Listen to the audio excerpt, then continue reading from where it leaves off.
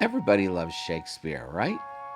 In 1900, Sarah Bernhardt starred as Hamlet in a 2-minute production filmed in France that used a recording of her voice that was played simultaneously. It kicked off a very long trend. The film industry was only a few years old, and yet everyone wanted movies based on Shakespeare's plays. Though not the first sound version of a Shakespearean play, Max Reinhardt's A Midsummer Night's Dream was a major studio release in 1935.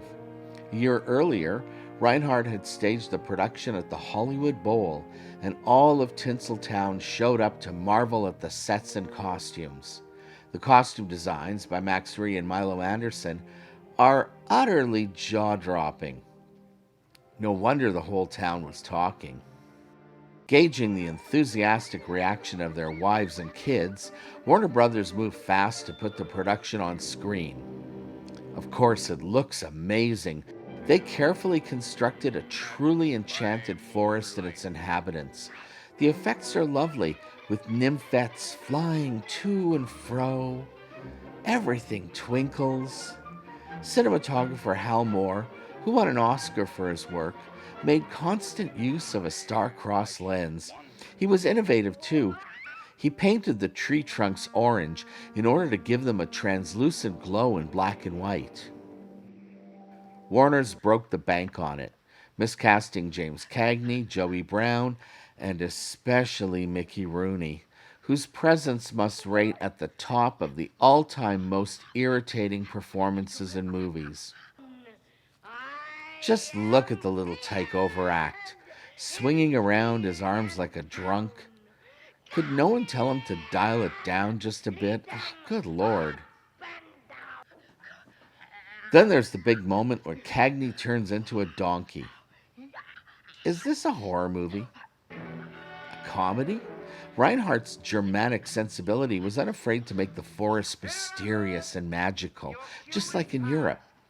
But the general consensus was that Shakespeare had been Americanized in this movie.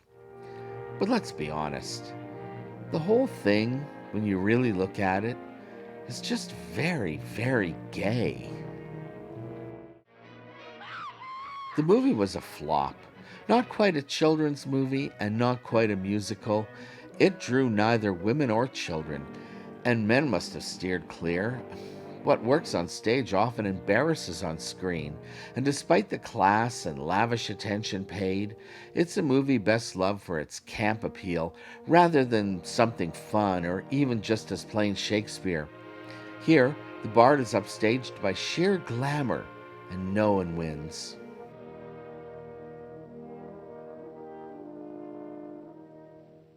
The next big Hollywood attempt at Shakespeare was his greatest love story, Romeo and Juliet. Released in 1936 by MGM, it was designed to be the perfect star vehicle for Norma Shearer. Norma, who was married to the producer, Irving Thalberg, was 34 at the time, playing a 15-year-old. Co-star Leslie Howard was 43 when he played the ill-fated teenage Romeo in Love.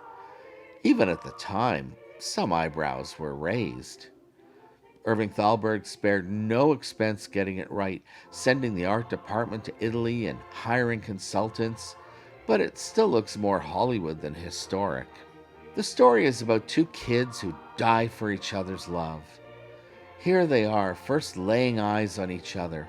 Romeo is stunned when Juliet does a little dance. Later, he finds out where she lives and pays a late-night visit. They flirt and declare their love for each other. The situation, where both are from rival families that wish each other dead, raises the stakes to a forbidden love level. Even with the older actors, the heat of the moment is undeniable. He's the East, and Juliet is the sun. Irving Thalberg produced and spent lavishly to showcase his wife, though Cher was possibly the most mannered and least enjoyable Hollywood actress of all time. Norma's kind of a hand actress. It's as though she's trying to woo a second Oscar right into her grasp. All the performances in the film are a little too much. What is it about Shakespeare that invites such over the top performances? John Barrymore, as Mercutio, gives the same facial expressions he did in every other movie he ever made. So Romeo and Juliet secretly get married.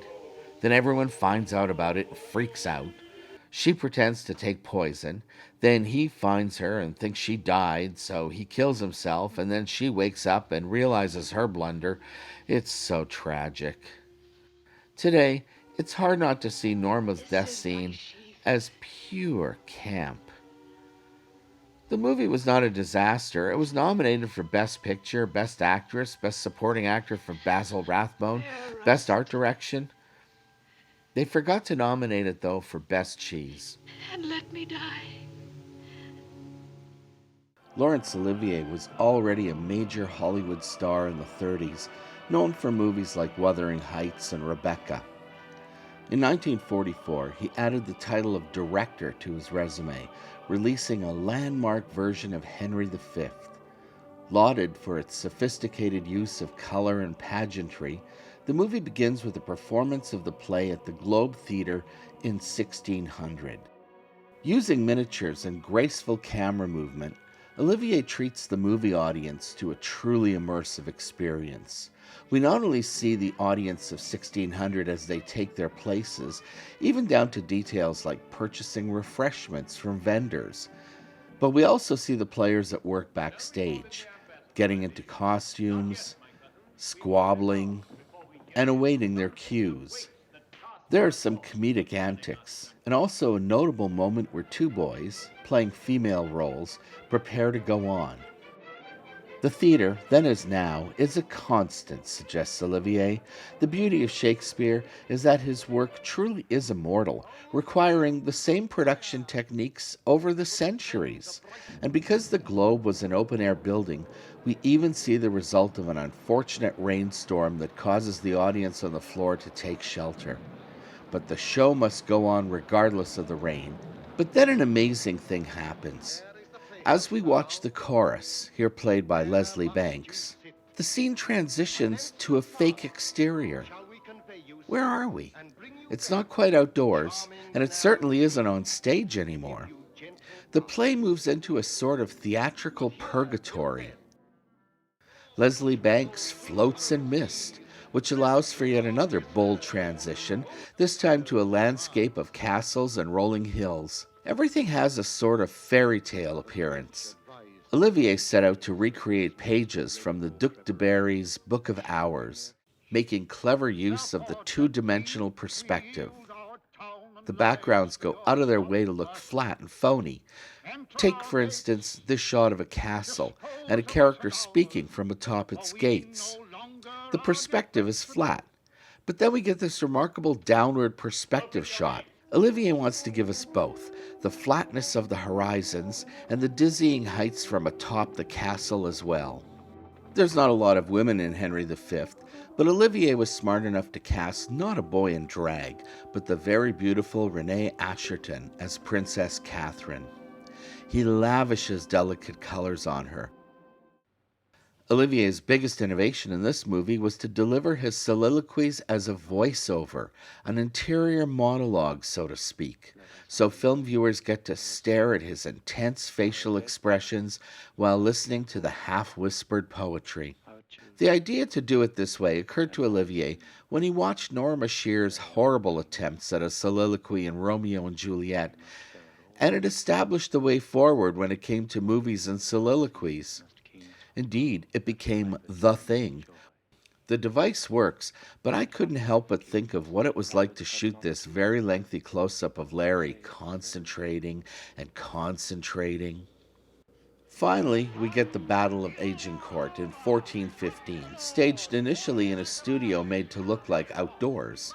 We take in all the battle preparations, all the horn blowing and drumming, the toasting and armor donning. Then we even get this hilarious shot of a man in a suit of armor being lowered onto his poor horse using a winch. Olivier's genius was to provide accurate details, but to do so as storybook art. Then, With this epic full speed ahead tracking shot of soldiers on horseback charging forward, we are finally on actual exterior locations. It's hard not to love the battle, with this massive arrows falling, or close-ups of horses whinnying, or fires raging as the other army retreats. Finally, Henry, the victor, gets to woo the princess. Olivier's direction shows a phenomenal film instinct. Here, he exits the frame to the right. He walks around the back of the camera. Notice the lady's eye lines, only to re-emerge on the left side of the frame, completing a circle which ensnares her as he professes his love. Really, how could she resist him, even with that haircut? The movie ends with the glorious wedding, again referencing the Book of Hours.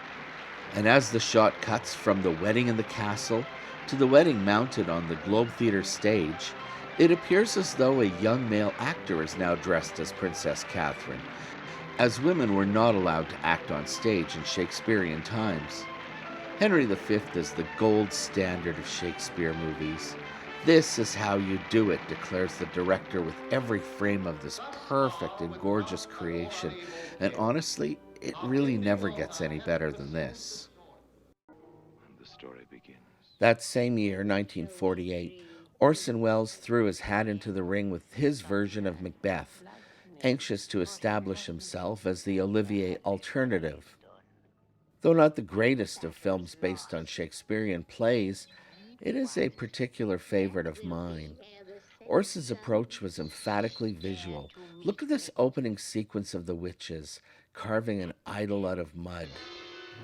Orson shot the whole thing in less than 30 days on a Republic backlot, where westerns were usually shot. Orson also did a crazy thing. He had the cast pre-record their dialogue and then lip-sync with the cameras rolled. Who knows why?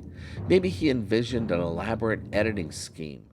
The performances are great, especially Jeanette Nolan as Lady Macbeth, whose heaving bosom and overt horniness makes her a foe worth defeating.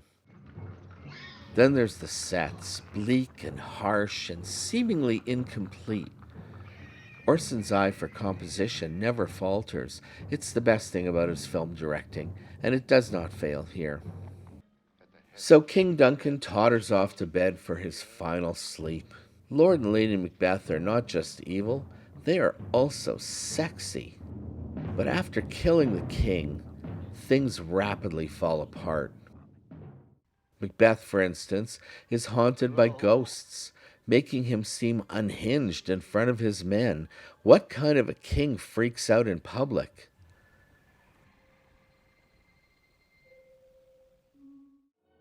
Lady Macbeth's conscience gets the best of her, and she eventually plunges to her death.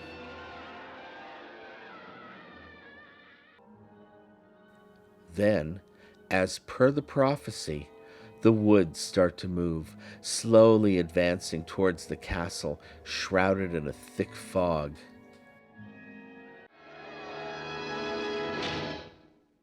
In the end, Macbeth loses his head, and little Roddy McDowall gets to claim the crown. The movie is short and brutal, most effective. Part history and part nightmare. This version of Macbeth stuns.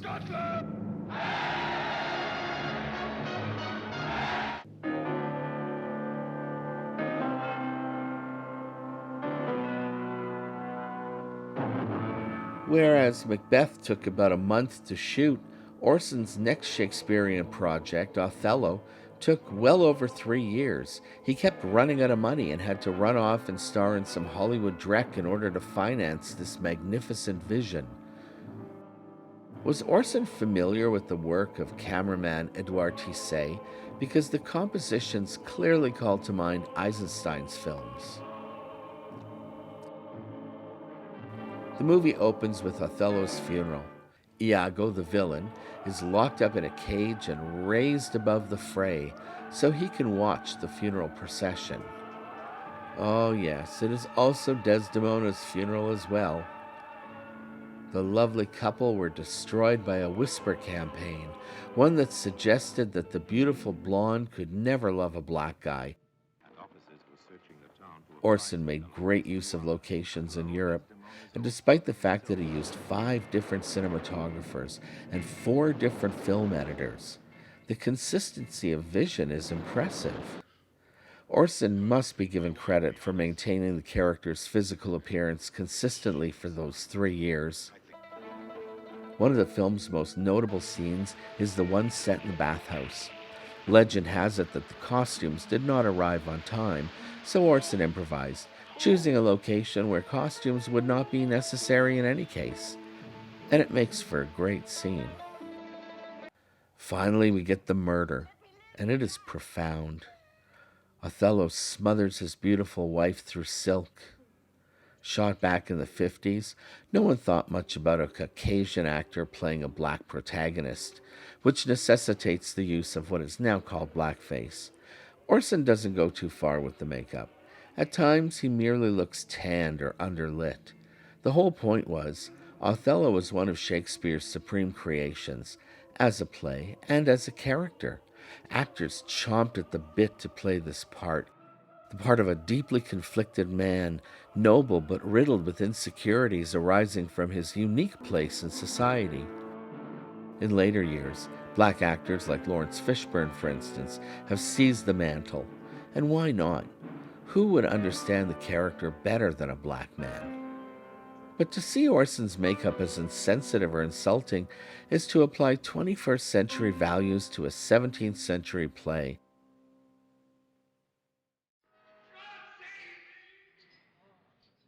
Chimes at Midnight was Orson's third kick at the can, an amalgamation of all the Falstaff plays, including a bunch of the Henrys and the Merry Wives of Windsor. It's the rather tragic story of a cute young guy and an old fat man, and the two of them carouse and have adventures together. The cute guy eventually becomes the King of England, and when he does, he changes, repudiating all the good times and dumping his fat friend like a hot potato. It's actually quite sad. Orson's visual style features lots of shafts of light. Most of it was shot on European locations, but the sets that were built are so oddly painted they evoke expressionism. Even the outdoor locations don't quite look natural or real. Orson always considered the role to be his, and he grew into the role quite well. This Falstaff is a bloated, alcoholic mess, but a funny one. There are a lot of fat jokes, and why not? I enjoyed seeing Orson use his bulk as a punchline. The film's big set piece is the spectacular battle scene. Occasionally, Orson gets a laugh from his heft, like the attempts to lower him onto the horse while he's in armor.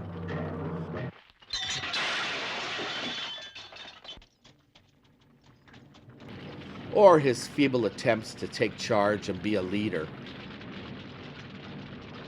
In his armor, he somewhat resembles a toy robot.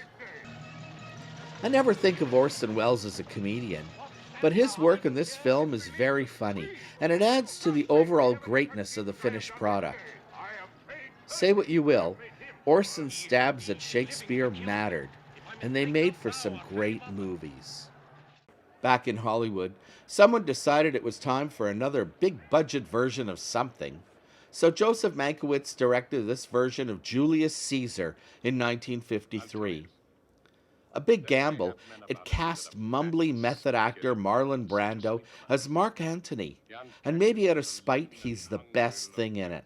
The sets were repurposed from Quo Vadis, and like most other directors of Shakespeare movies, Mankiewicz can't resist a little bit of a horror show to liven things up. For me, it's the wigs that truly haunt the viewer. I can't really look at John Gielgud's face in this movie. It is literally unsettling. James Mason does his best as Brutus, and other stars like Deborah Kerr take major roles. The story is about a group of politicians who decide to assassinate their boss by stabbing him at work. They all have blood on their hands, except for Mark Antony, who shows up late to deliver a big speech. Oh, pardon me, thou bleeding piece of earth, that I am meek and gentle with these butchers. Thou art the ruins of the noblest man that ever lived in the tide of times. Woe to the hand that shed this costly blood. Later, guilt getting the best of him, Brutus sees the ghost of the dead guy. This is followed by a big battle scene, and finally, Brutus's justifiable death. If the movie is watchable at all, it is for Brando, voicing his monologues with Oscar-nominated conviction and diction, instead of doing that voiceover thing that Olivier created. In 1957, Japanese director Akira Kurosawa decided to shoot his own version of Macbeth, reinterpreting it as taking place in feudal Japan instead of medieval Scotland. He combines Shakespearean theater with both no theater and his trademark filmmaking panache. There is only one witch in the opening, but she is ghostly and creepy. The scene in which Macbeth sees the ghost of the dead king is full of swordplay and madness.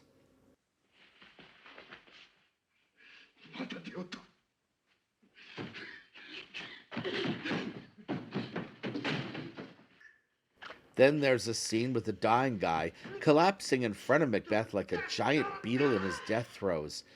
Kurosawa always had a great eye for visuals. Then Lady Macbeth has her big mad scene, followed by the moving of Birnam Wood. But the best part is the end, where Macbeth is killed by 1,000 arrows.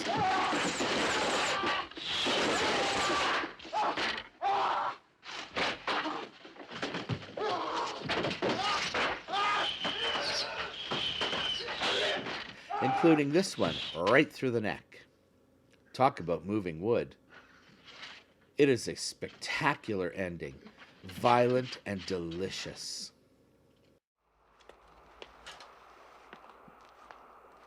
The Russians took a turn at making Hamlet in 1964.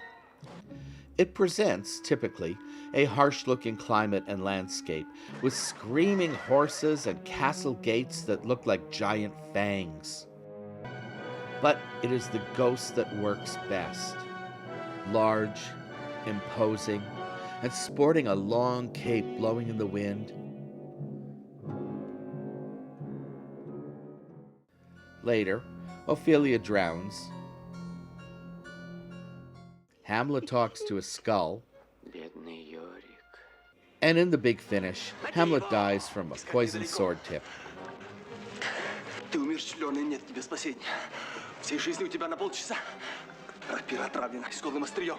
If the movie, directed by Grigory Kunitsev, proves anything, it's that the Russians have an affinity for bleak visions and tragic stories.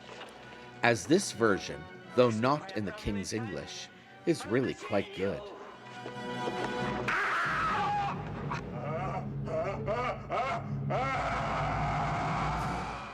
A crown floats in the air. Then it is lowered onto a royal head as a new king is crowned. And with that, we are introduced to Sir Laurence Olivier as Richard III from 1955. It takes a while to get used to the hair and makeup. He almost looks like a character on a playing card, and it seems to have inspired the character from Shrek, although Olivier apparently modeled the look on the widely reviled theatrical producer Jed Harris. Regardless, there is a certain twisted girliness to the character. The movie is awash with gore. Here, bad guys eliminate one of Richard's brothers, a rival for the throne.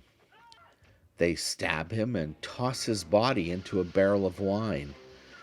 Royal families can never let down their guard. Here we have the royal nephew on horseback, riding through the fake winter landscape. It's as pretty as an oil painting. But in the court, when the young prince sits on the throne, his silly little brother draws attention to Richard's hump, a real no-no, and Richard's reaction causes the kid to recoil in terror.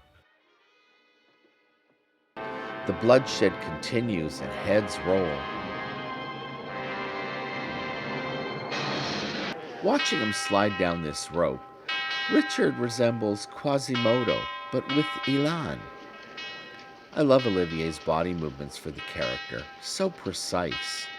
Those skinny legs and blousy tops make him so grotesque. He's Shakespeare's monster, and Larry's too. The emphasis is on his physical deformity. He's ugly and therefore evil. Eventually, he wears the crown, but uneasily. In this movie, Larry delivers the monologues to the camera as gossipy asides in sottovoce. As the director, he lights the character like a horror movie actor. The atmosphere of menace escalates. Richard eventually has his own nephews killed by the same two thugs as before, only this time they smother the golden little darlings with a pillow. Finally, we get outdoors onto the field of battle. Richard, an uncertain warrior, is haunted at night by dreams of all the people he's killed, which seriously undermines his battle worthiness. Why is it that so many of the tragedies are shot and lit like horror movies? The battle erupts, and it isn't long before Richard, clad in heavy armor, is knocked off his horse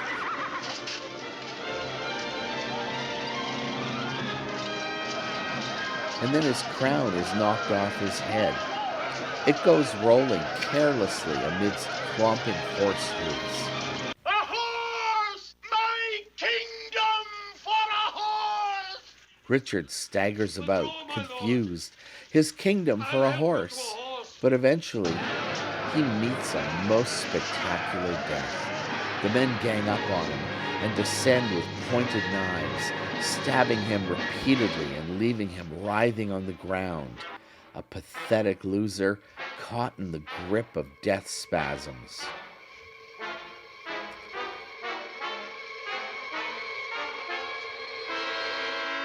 Then Richard rears up and gives us his last breath, done in an excellent pose. And finally, the sword drops from his grip, signaling his well-deserved death. Larry must have loved this part. It's so insidious, demented even. There is no avoiding the racial politics of Olivier's Othello from 1965. They're built right into the play, about a noble Moor who finds happiness with a pretty white girl. Is Othello overstepping boundaries with this marriage? He must think so, as he is so susceptible to the insinuations of others. His friend, Iago, puts a bug in his ear that his lovely bride Desdemona is untrue, and Othello's jealousy leads to a tragic and most unnecessary murder. Much is made of Iago's motivation. Is it jealousy or racism? Scholars of my generation love the phrase motiveless malignancy, as though we could never possibly understand Iago's shitty behavior.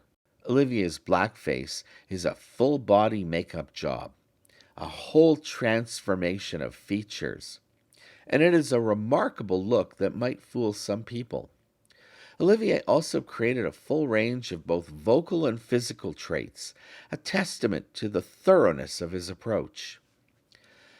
Some critics could and still can't overlook what is perceived as eye-rolling, a gesture that suggests minstrelsism.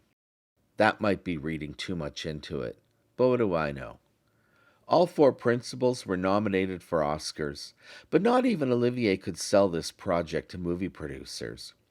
He was forced to more or less film a stage show, and he didn't even direct it. But for what it's worth, the results at least captured a major actor in a major role. It also completed Olivier's remarkable run of movie versions of Shakespeare's plays. Hey, there's only so much one man can do. Shakespeare's most popular play, probably because of the sexy stuff, has always been Romeo and Juliet. The story of ill-fated teenage star-crossed lovers has always drawn an audience, allowing for lavish, expensive, full-color film versions. We already seen what MGM did with it in 1936, but there have been multiple versions since. In 1954, Italian director Renato Castellani directed a version starring the gay Brit Lawrence Harvey and an unknown called Susan Shental. Praised by Carl Dreyer for its use of color, it was shot on locations and in period costumes. Consider these set pieces. First, the moment when Romeo sees Juliet dancing at the event. My lips. Then there's the balcony scene. If they do see thee, they will murder thee. A plague on both your houses. The killing of Mercutio in the town square. Romeo, brave Mercutio's dead. Juliet's fake death. Romeo finding her supposed corpse lying in state in the family tomb. Romeo killing himself.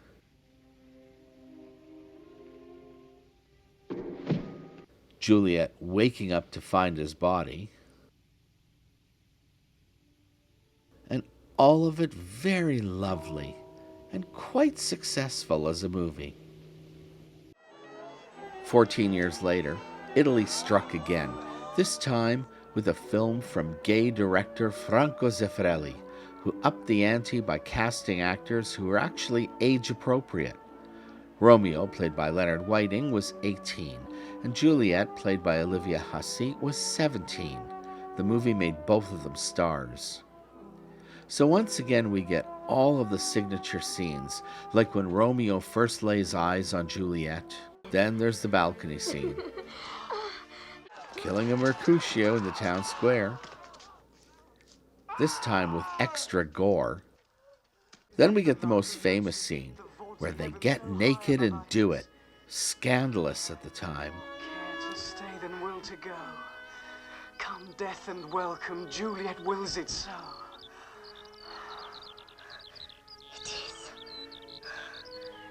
It is. High hence be gone away. The movie made a mint at the box office. Then there's Juliet's fake death.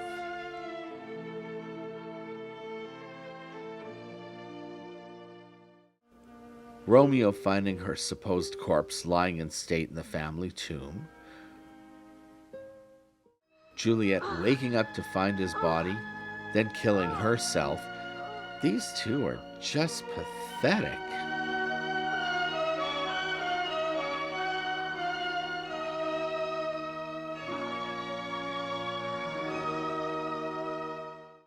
Then in 1996, Australian director Baz Luhrmann, who unbelievably is not gay, directed this amped-up, MTV-styled, edgy update. Come on! Back! A dog of the House of Capulet moves me!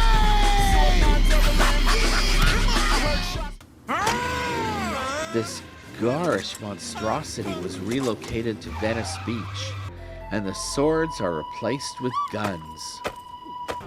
There's helicopters. Gas stations blowing up. Guys who can't find the energy to wear or button up their shirts. Not that I'm complaining.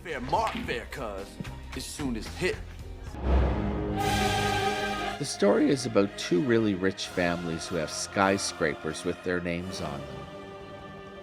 They're business rivals whose progeny enter into a gang war. Households, both alike in dignity. Again, we get all of the typical scenes.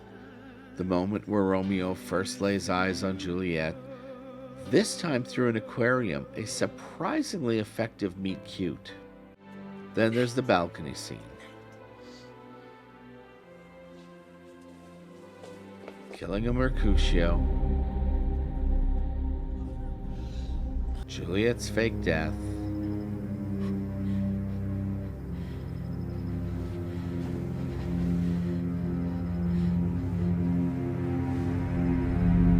Romeo finding her supposed corpse lying in state in the family tomb,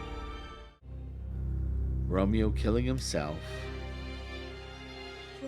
Juliet waking up to find his body and then killing herself,